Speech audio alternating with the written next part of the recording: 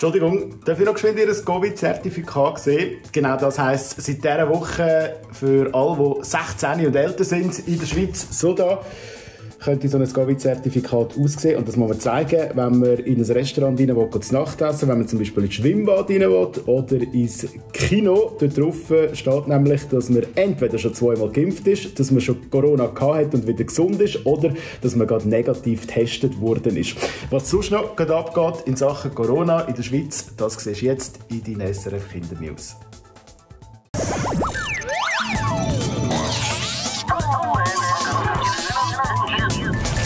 Hallo und herzlich willkommen zu den SRF Kindernews. Und vielleicht hast du es auch schon machen. Vielleicht bist du auch schon jemandem, der Corona hat, zu nahe gekommen und hast darum in Quarantäne müssen. Heisst 10 Tage nicht in die Schule, 10 Tage daheim bleiben und 10 Tage kein Kontakt mit anderen Leuten. Im Kanton Aargau hat das letzte erst gerade eine ganze Primarschule getroffen. 600 Kinder mussten dort in Quarantäne müssen.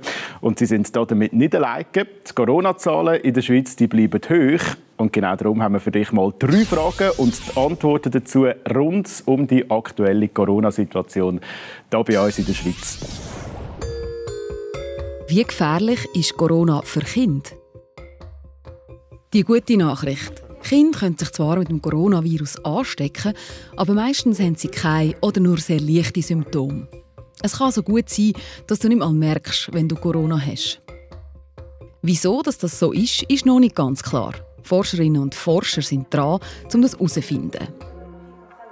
Die schlechte Nachricht ist, auch Kinder können andere Menschen mit dem Coronavirus anstecken und so dazu beitragen, dass sich das Virus weiter verbreitet. Sollen sich Kinder impfen? Das Bundesamt für Gesundheit empfiehlt allen Jugendlichen ab 12 die Impfung gegen Corona. So kannst du dich selber und andere schützen. Wenn du noch nicht 12 bist, dann kannst du dich in der Schweiz auch noch nicht impfen. Forscherinnen und Forscher müssen zuerst noch herausfinden, ob die Impfstoffe auch für Kinder unter 12 funktionieren. Und was ist mit den Leuten, die geimpft sind? Können die trotzdem noch Corona bekommen? Ja, auch wenn du geimpft bist, kannst du dich mit Corona anstecken. Aber du bist trotzdem viel besser geschützt als Leute, die sich nicht impfen lassen. Das zeigen die Daten vom Bundesamt für Gesundheit.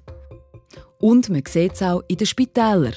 Die allermeisten Leute, die jetzt gerade wegen Corona ins Spital müssen, das sind Leute, die sich nicht impfen lassen. Das heisst, wenn du geimpft bist, dann musst du weniger Angst haben, dass du schwer krank wirst.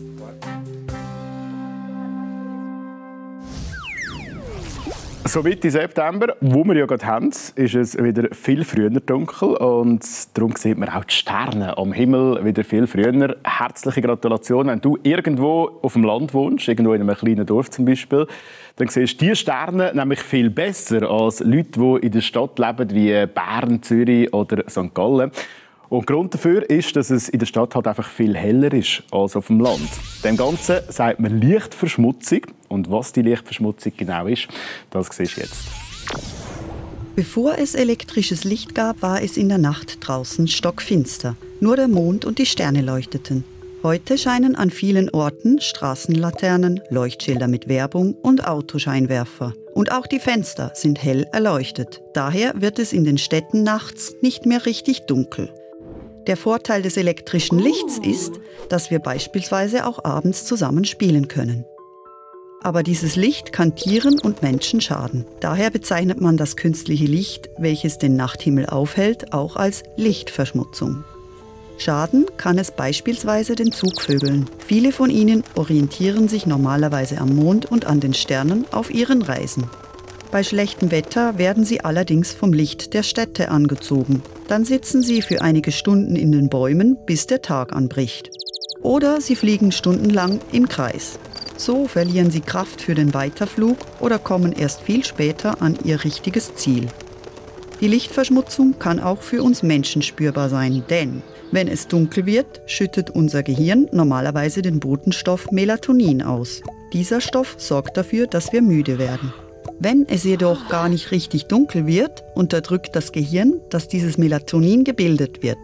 Das kann dazu führen, dass wir uns abends nicht müde fühlen. Und es kann beispielsweise auch sein, dass wir deshalb viel später ins Bett gehen und zu wenig schlafen und sich der Körper in der Nacht nicht genug erholt. Ein Vorteil des künstlichen Lichts ist, dass wir uns damit draußen sicherer fühlen. Deshalb werden wir in Zukunft nicht ganz darauf verzichten können. Aber wir sollten versuchen, mit so wenig elektrischem Licht zu leben wie nötig, um die Natur und auch uns zu schützen. Die Lichtverschmutzung ist auch für Insekten mega schlecht, für Nachtfalter zum Beispiel.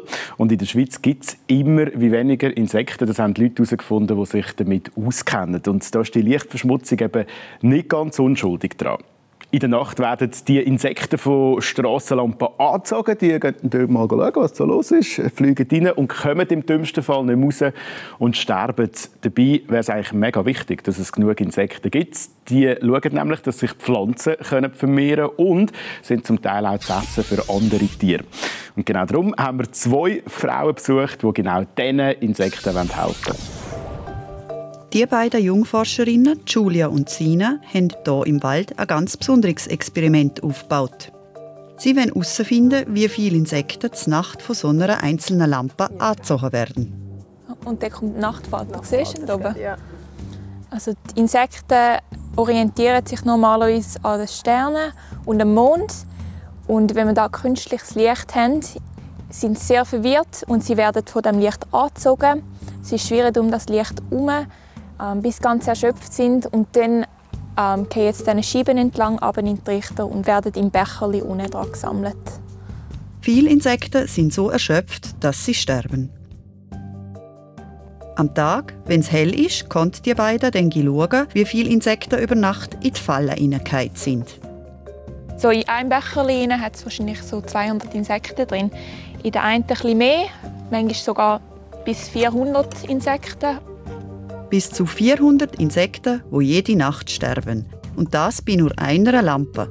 Was ist denn erst mit all den Strassenlaternen und Beleuchtungen, die es in der Schweiz gibt? Wenn man sich das in der ganzen Schweiz vorstellt, hat es Tausende von Leuchten und da sterben unglaublich viele Insekten an denen. Eine Gruppe von Insekten, die wegen dem vielen Licht immer seltener wird, sind Nachtfalter. Manchmal, wenn wir die Fallen lernen, finden wir so ganz schöne Nachtfalter wie der zum Beispiel. Also manchmal hückeln sie einfach schön drunter, weil sie vom Licht angezogen werden und dann einfach hocken bleiben. Für Julia und Sina ist darum klar, sie wollen den Insekten helfen. Sie wollen nämlich herausfinden, welches die Strassenlaterne ist, wo am wenigsten Insekten daran sterben. Also in vorherigen Versuchen haben wir gesehen, dass gelbliches Licht weniger Insekten anzieht. Weißes Licht zieht sehr viel an. Und in diesem Versuch haben wir gesehen, dass wenn das Licht in der Umwelt verteilt wird, zieht das auch viel mehr Insekten an, als wenn das Licht gerade runterleuchtet auf die Straße. Oh, und es hat ganz, ganz kleine Mückchen hier oben, die man fast nicht sieht. Also für uns ist es einfach sehr wichtig, zu beitragen, dass man die coolen Tiere schützt, weil Insekten sind sehr interessant und sind sehr wichtig.